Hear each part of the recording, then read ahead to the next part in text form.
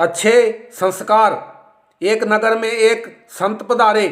वे अपने प्रवचनों और अनुभवों से जनमानस की समस्याओं को दूर करने का प्रयास किया करते थे।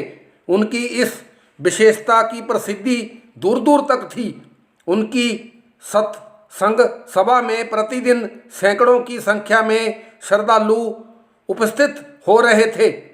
उस नगर का एक प्रसिद्ध धनी सेठ भी प्रतिदिन आया करता था। एक दिन सभा समाप्ति के उपरांत भी वह वहां से प्रस्थान की उपेक्षा हाथ जोड़कर वहां खड़ा रहा। वह बहुत परेशान था और संत जी से अपनी समस्या का समाधान चाहता था। संत जी ने स्वयं उसके समीप आकर इसका कारण जानना चाहा तो वह बोला, महाराज, मेरा एक जवान पुत्र है। वह बुरी संगत में पड़ गया है और जिस धन को मैंने कड़ी मेहनत से एकत्रित किया है बहुत बेदर्दी से लुटा रहा है।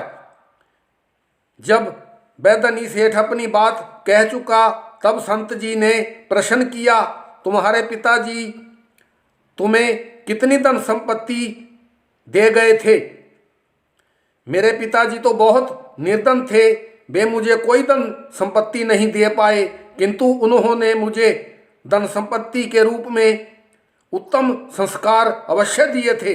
सेठ बोला, तुम्हारे पिताजी ने तुम्हारे लिए धन संपत्ति तो नहीं दी, किंतु अच्छे संस्कार दिए, जिससे तुम मेहनती और अच्छे संस्कारी हुए और धन एकत्रित किया। तुम्हारे द्वारा कमाया हुआ धन तो तुम्हारे पुत्र के काम आ रहा है, किंतु तुमने अपने पुत्र को अच्छे संस्कार नहीं दिए, इसलिए वह तुम्हारे धन को लुटा रहा है।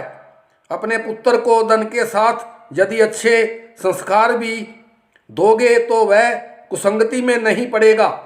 अच्छे संस्कार ही कुसंग के मार्ग से बचने का उचित उपाय है, संत जी ने कहा। धनी सेठ को सारी बात समझ में आ गई थी।